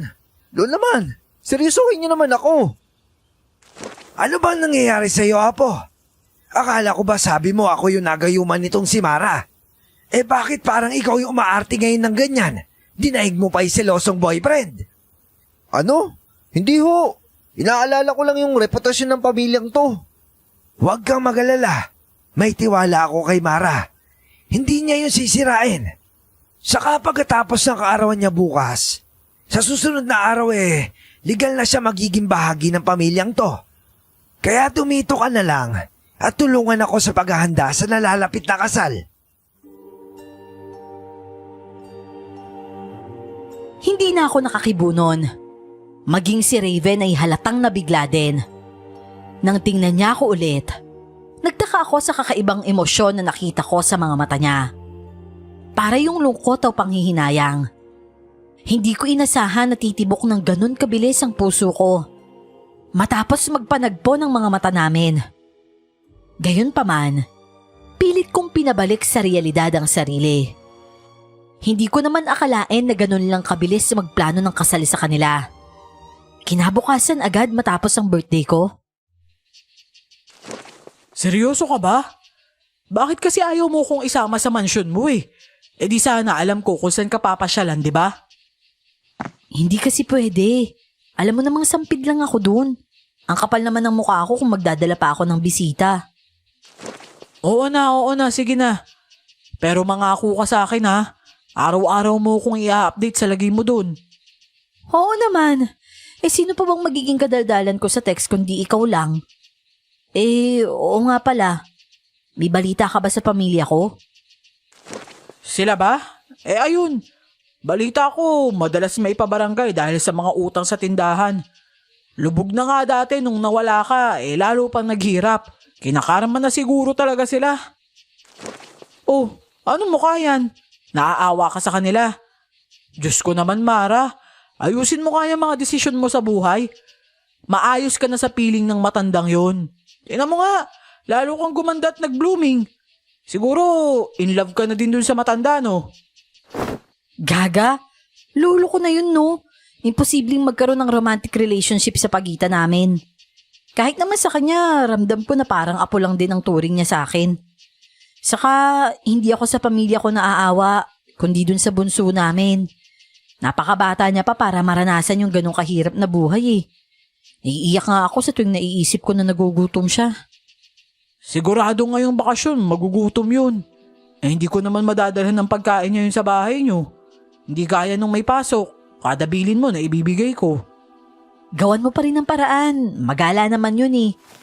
Eto, ikaw na bahala dyan ha. Baka kasi matagalan na bago tayo magkita ulit. Ang laki naman ito. Oo sige, ako na bahala dito. Bibilihan ko na lang siya palagi ng pangangailangan niya. Basta, yung update ha. Mas marami ang oras na magkausap lang kami ni Erica kumpara sa paggagala. Sinulit ko talaga ang araw na yon para makasama siya. Pag uwi ko ay madilim na. Wala nun sina Don Alfonso at Raven. Marahil ay abala pa sa paghahandang gagawin para sa kasal kinabukasan. Hindi ko alam pero kinabahan ako sa kakaibang katahimikan sa loob ng bahay. Nagtungo ako sa kwarto at dumiretso sa banyo para maligo. Nanlalagkit kasi ako dahil mainit ang maghapon. Kasalukuyan akong nasa shower nang mapuno ng usok ang loob ng banyo. Kinabahan ako. Dahil hindi pa man ako nakakapagbanlaw ng maayos. Nagtapis na ako ng tuwali at lumabas. Pero mas makapal na usok pa ang sumalubong sa akin at nagliliyab na paligid. Nasusunog ang kwarto ko. Hindi ako makapunta sa pintuan dahil nasusunog na din yon. Bukod pa doon ay maraming plastik na nagkalat sa sahig, kaya maging yon ay puno ng apoy. Hindi ako makapag-isip nun ng tama. Nahihirapan na akong huminga hanggang sa maalala ko yung bintana. Nagkanda paso ang mga paa ko, pero tiniis ko yon. Inalis ko ang mga jalousie para doon na lang sana ako dadaan palabas. Pero nakakalimang piraso pa lang ako nang bigla na lang sumikip ng tuluyan ang dibdib ko. Kahit anong habol ko sa hininga ko, sadyang napupuno lang yun ng usok. Nang matumba ako ay saka naman tuluyang bumagsak ang pintuan sa kwarto ko.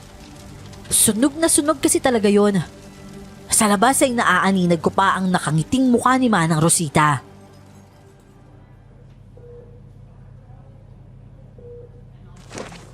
Gising ka na, Iya. Kamusta yung pakiramdam mo? Don Alfonso? Buhay po ako? Muntik na kami mahuli ng dating. Pero mabuti naman at nakayanan ng katawan mo. May ilang paso ka sa binti at paa. Maswerteng walang na-damage sa mukha mo. Ano ho ba nangyari? Si Manang Rosita ho pala. Huwag mo na siyang alalahanin. Nakamit niya na yung inaasam niyang gantimpala. Oo? Hindi kanya na masasaktan, Mara. Si Raven na yung bahala sa kanya. O siya, magpahinga ka na't magbalakas. Nakahanda na yung kasal. Ikaw na lang yung hihintayin. Malungkot akong napangiti. Ramdam ko ang kirot sa binti ko't paa. Pero gaya ng sabi ni Don Alfonso, maswerte akong walang tinamong matinding damage mula sa sunog. Kahit papano, kinabahan ako sa posibleng gawin ni Raven kay Manang Rosing. Ramdam ko din naman ang pagsiselos niya sa presensya ko at sa atensyong binibigay ni Don Alfonso sa akin. Hindi ko lang akalain na aabot sa puntong papatayin niya ako. Pasalamat ho siya. Binuhay ko pa siya, lo. Kamusta na ho si Mara? Gumising na po ba siya? Huwag mo na siyang alalahanin. Malakas siya. Umuwi ka na, Apo. Magpahinga ka na't malalim na ang gabi. Bukas ka na pumunta dito. Sige na. Lo, makakatulog ako kahit saan. Kayo umuwi para makapagpahinga na. Ilang araw na kayo dito, oh. Ako na hong bahala kay Mara. Padalahan niyo na lang ako ng pampalit kay Mang Boy. Sigurado ka ba? Oho. Kung bakit ba naman kasi ayaw niya pa siyang lagyan ng mutya eh. Kahit papano sana hindi tayo nag-aalala ng ganito. Apo, hindi pinipilit ang mga bagay na tulad nun. Kahit ilagay mo yun sa kanya, kung tutol naman siya, posibleng mabaliw lang siya tulad ng asong nauulol. Alam mo naman yan, hindi ba? Hindi basta-basta ang pagtanggap ng mutya. Kailangan handa ang puso, isip at kaluluwa. Ay, pasensya na hulo. Desperado lang siguro ako. Pansin ko nga eh. Kung hindi ako nagkakamali, mukhang hindi ka natutol na maging bahagi siya ng pamilyang ito. Alam ko naman po kasing maalagaan niyo siya na maayos, Lolo. Mas mahusay ka mag-alaga kumpara sa akin. Kaya sa'yo ko pa rin siya pinagkakatiwala. O paano? Uuwi na ka mo ako. Magpahinga ka na dyan habang tulog pa siya. Ang hindi nila alam, lihim lang ako nakikinig nun sa usapan nila. Nang wala na akong marinig na bulungan, saka ako nagdilat ng mga mata. Wala din si Raven nun sa kwarto ko. Siguro, hinatid si Don Alfonso sa labas. Nang tingnan ko ang wall clock, pasado 2:00 na pala ng madaling araw. Tatayo sana ako para magbanyo nang pumasok ang isang nurse na lalaki. Wala itong imik na dumiretso sa swero ko at akmang may isasaksak doon ang pigilan ko siya. Pero nagulat ako dahil mabilis niyang isinaksak sa leeg ko yung hawak niyang injection. Nanlaki ang mga mata ko noon habang nakatitig sa kanya. Pero segundo lang at nawalan na naman ako ng malay tao.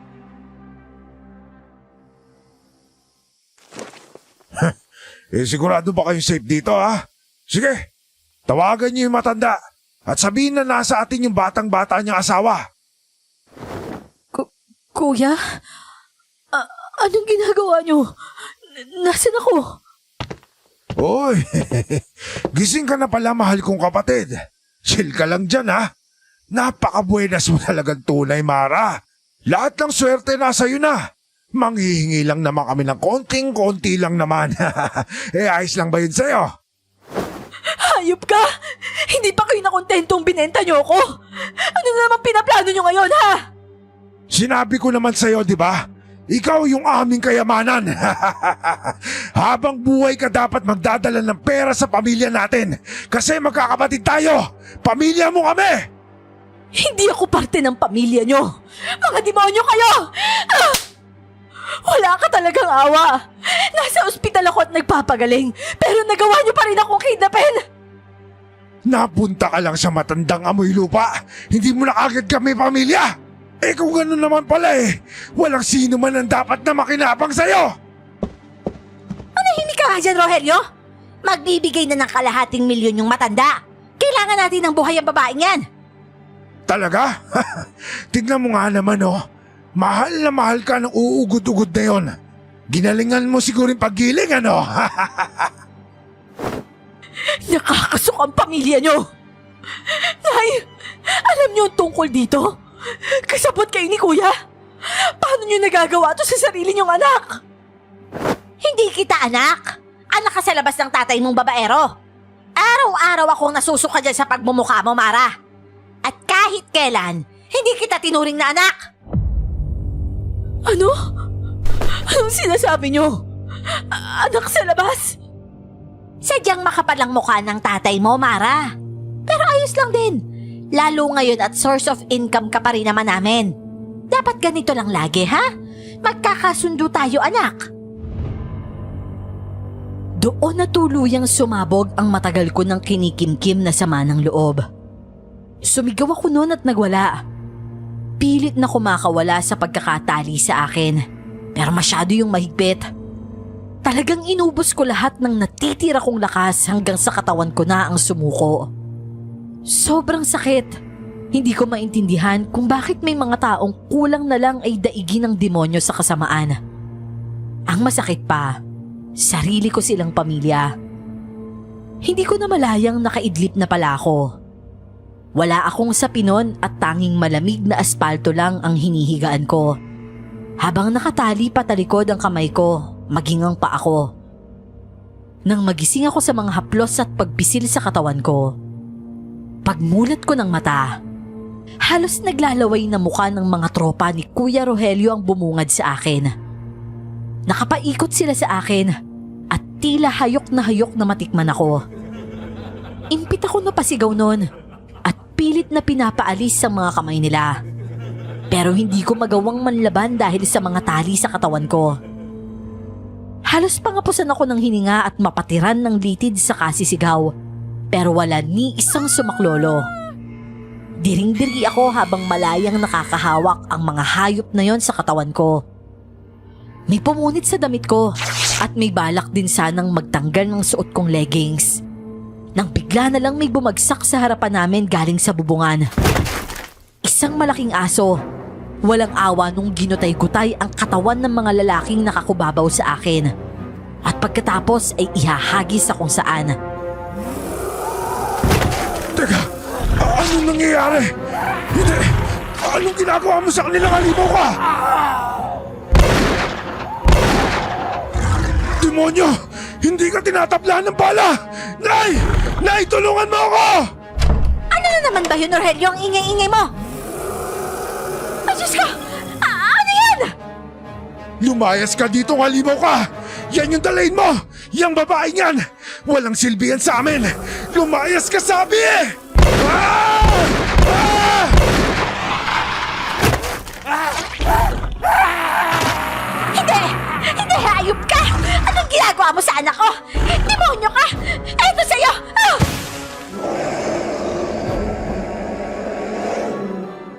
May nadakot yatang asin si nanay sa lamesa ng mga adik at rapist na kaibigan ni kuya. Yun ang hinagis niya sa malaking aso.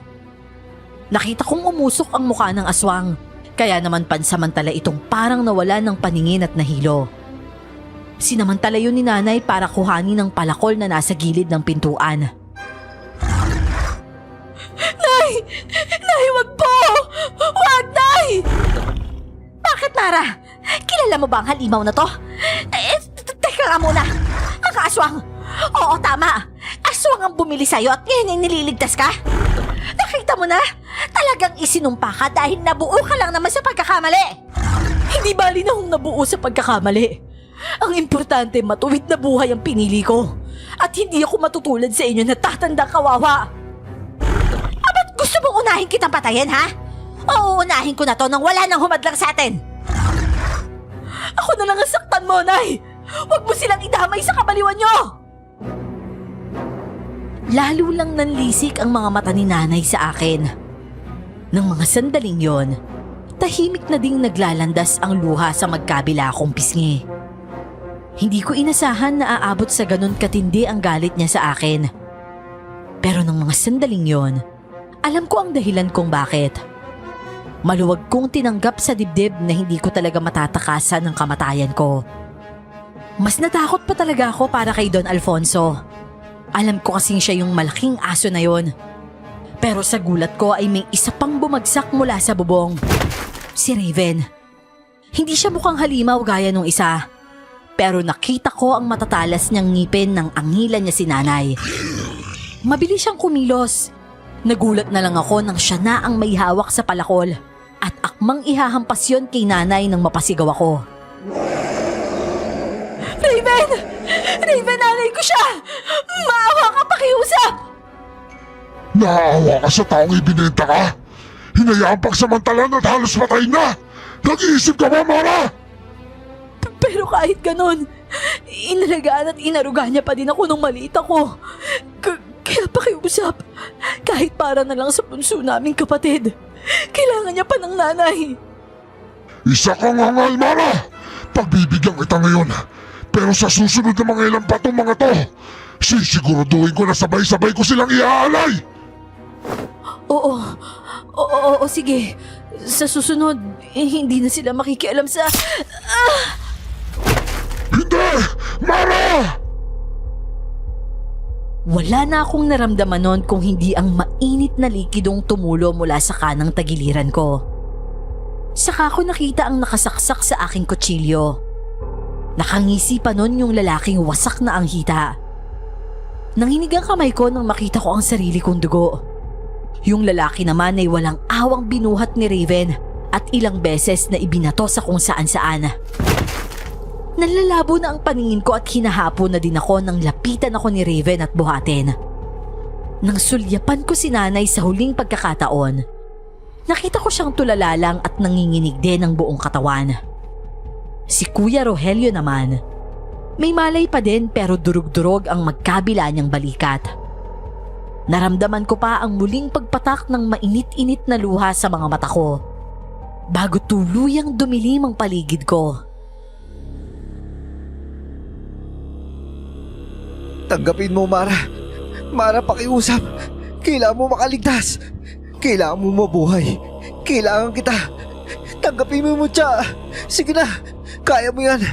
Para sa'yo talaga siya. Matutuwa siya mapunta sa katawan mo. Tubig. Kailangan ko ng tubig. Mara? Mara, gising ka na? Oh, itong tubig oh. Halika, itatayo kita. Kamusta yung pakiramdam mo? Okay naman ako. Wala nang masakit sa akin. Kahit yung... Teka, paano naghilom agad tong saksak sa akin? Matagal ba akong nawalan ng mahalay, Raven? Hindi, kagabi lang nangyari yun. Sorry Mara ah. Nangailam na ako sa katawan mo. Ha? Pinakialaman mo ang katawan ko? Anong ginawa mo? Ginahasa mo ba ako? Ano? Hindi. Ang ibig kong sabihin nilagyan na kita ng mutya. Imposible na kasi kaninang mabuhay ka dahil sa sobrang dami ng dugo na nawala sa'yo. Natamaan din kasi yung isa sa mga major organ mo kaya... Salamat. Salamat sa pagliligtas ng buhay ko sa ikalawang pagkakataon, Raven. Ha? Hindi ka galit? Akala ko kasi ayaw mo maging kalahi namin eh. Ang mahalaga sa akin, buhay pa ako, Raven. Maraming salamat sa inyo ni Don Alfonso. Ngayon at malakas ka na. Tuloy na yung kasal niyo ni Lolo bukas. Nandun ka naman, di ba? Ikaw, gusto mo ba nandun ako? Siyempre, hindi ka pwedeng mawala doon. Masaya na ako kahit matanaw lang kita.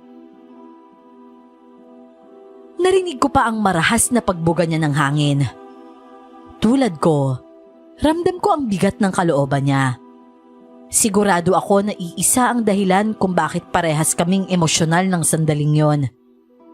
Pero gaya ng pagpipigil naming maluha, gayon din ang pagkimkim namin sa totoong damdamin namin sa isa't isa. Bago siya lumabas ng silid ko, ako na ang unang gumawa ng hakbang. Hinila ko ang braso niya at tuluyan siyang niyakap. Doon pa lang ako tuluyang nakaramdam ng kapahingahan. Parang ayoko nang umalis sa dibdib niya. Doon kasi, pakiramdam ko panatag ako at ligtas. Pero hindi pa man nagtatagal, bumukas na ang pintuan at lumabas doon si Don Alfonso. Kailangan kita sa sambahan, Raven. Sige Holo, tara na po. Oo nga pala. Kamusta naman yung pakiramdam mo, Mara? Nagkakasundo ba kayo nung mutya? Hindi ko alam. Hindi ko pa naman siya nararamdaman eh. Mabuti. At mamamahinga din muna siya sa katawan mo. Matagal na din simula na magkaroon siya ng pisikal na katawan. Magpahinga ka dyan dahil bukas na yung kasal. Napatango na lang ako noon at napilitang ngumiti. Muli kaming nagkatitigan ni Raven bago siya tuluyang lumabas. Noon ko lang naramdaman ang ganong kabigat na pakiramdam. Kahit nung hindi ako itrato ng tama ng pamilya ko, o nung ikwento nilang anak lang ako sa labas ni tatay, sama lang ng loob ang pinakamabigat kong naranasan. Pero kakaiba nung mga sandaling yon, halos manghina ako sa nakadagan sa dibdib ko. Dumating naman ang araw ng kasal. Hindi tulad ng mga tipikal na kasalan. Lahat yata ng suot ko mula ulo hanggang paa, pati make-up ay pinaghalong gray at black. Mas lamang pa nga yung kulay itim. Maging ang bulaklak na dala ko, ganun din ang kulay. Pulang carpet ang nilalakaran ko papunta sa malawak na bulwagan. Naroon si Don Alfonso at naghihintay sa akin. Pero ang mga mata ko, kay Raven nakatutok na nasa gilid naman ng kanyang lolo. Sobrang lungkot ng mga mata niya gayong nakangiti ang kanyang labi. Maging ako, hindi maipaliwanag ang bigat na nararamdaman. Handa na ako doon, pero sa huling sandali, para akong biglang nag-alangan. Masaya ako, Mara, na hindi ka nagdalawang isip na tuparin mo yung pangako mo. Gaya ho ng pagtupad niyo din sa pangako niyo sa akin. Nakahanda akong tanggapin ng pamilyang to, Don Alfonso. Napagtagumpayan niyo ang pagsubok. Hindi ako nagkamali magtiwala sa iyo, Mara. Napakalaki ng binago mo sa aking apo. At naniniwala ako na mas magiging mabuti pa siya sa mga susunod na taon at mahaba pang panahon kung ikaw yung makakasama niya. Ano ang ibig niyong sabihin? Lo? Ano ho ito? Bakit niyo ho binibigay sa akin si Mara? Nababagay kayo sa isa't isa. Ingatan mo si Mara at alagaan gayon din ang bubuin yung pamilya. Opo, Lo. Maraming salamat ho. Pero paano po kayo? Wala naman akong planong pakasalan si Mara, Apo. Pinili ko siya para sa'yo dahil una pa lang, nakikita ko na sa kanya ang katangian na nararapat siya para maging bagong reyna ng ating lahi. Matapos ang kasal ay 1 buwan ang naging honeymoon namin ni Raven. Kung saan-saan lang kami pumasyal noon. At nang makauwi ay inasikaso ko naman ng pagtitraining para sa negosyo ng pamilya. Buy and sell nga po pala ang negosyo nila kahit noon pa. Namimili sila ng mga lupa, pinapatayuan ng bahay at saka isasali sa bidding. May mga trusted agents din sila na nagbebenta naman directly sa mga interesadong kliyente. Talaga? Grabe, ang laki naman pala ng komisyon dyan sa inyo. Lalo kong gaganahan sa pagbebenta nito. Ikaw pa, ang lakas mo kaya mambudol. Sa husay ng bunganga mong yan, sigurado akong walang kliyenteng mapupunta sa iyong hindi mapapabili. Ito naman oh. Oo na. Nang uto ka pa eh. Pero salamat ha. Alam mo, malaking tulong to sa amin. Mahalay mo, sa susunod, makabili ka na ng bahay at lupa. Tapos may tigi-isang kwarto na kayo. Eh di hindi na kayo parang sardinas na nagsisiksikan sa lapag, di ba? Hindi na ngayon no. Nakabili na ako ng ilang double deck. O nga pala. Yung kapatid mo si Genesis, naghakot na naman ng awards. Naku, nagmana talaga sa iyo yung batang yun. Ay, salamat. Buti naman. Salamat sa pag-ampon mo sa kanya, ha? Hindi kasi talaga siya pwede sa akin eh. Ano ka ba naman? Naiintindihan ko naman yun. Ayos lang yun. Siguro'y tataas ang kilay ng iba sa inyo. Pero totoo, ang mga tulad namin ay nakakasalamuhan ninyo kahit sa henerasyon na ito ngayon. Minsan, masasalubong sa mall. Makakasabay bumili ng milk tea o di kaya naman ay nasa katayan ng mga hayop. Sa ngayon ay wala pa kaming anak ni Raven, Miss Clar. Ini-enjoy pa kasi namin ang buhay na kami lang. Mahaba naman ang buhay namin kumpara sa karaniwan. Kaya hindi problema kung kailan kami mag-aanak. Hindi din naman kami pinipressure ni Don Alfonso. Siguro nga'y hindi kami nabubuhay sa landas na iniukit ng mundong ito para sa mga normal na tao. Buwan-buwan kong alaya namin ang mga sarili namin ng sariwang dugo, pati na rin ng karne galing sa masasamang tao. Pero kahit ganon, parang hindi naman sila nababawasan. Mas dumarami pa nga sila. Hiling ko sa ngayon na sana araw-araw na lang ang full moon. Ganitong hindi magawang sugpuin ng gobyerno nyo ang mga krimen. Baka sa amin, maubos sila at maging lamang tiyan pa. Binabati ko nga po pala kayo, Miss Clar at Sir Jay, sa patuloy na paglago ng inyong channel. Salamat din kung mapili nyong maiere ang kwento kong ito. Sana isang araw mamit ko kayo ng personal. Marami pa kasi akong gustong ibahagi sa inyo. Wala naman kayong dapat ikatakot dahil ang lahi namin hindi nakikialam sa matitinong tao. Hanggang dito na lamang po ang aking kwento at hangad ko ang kaligtasan ng lahat. Salamat po at mabuhay po kayo.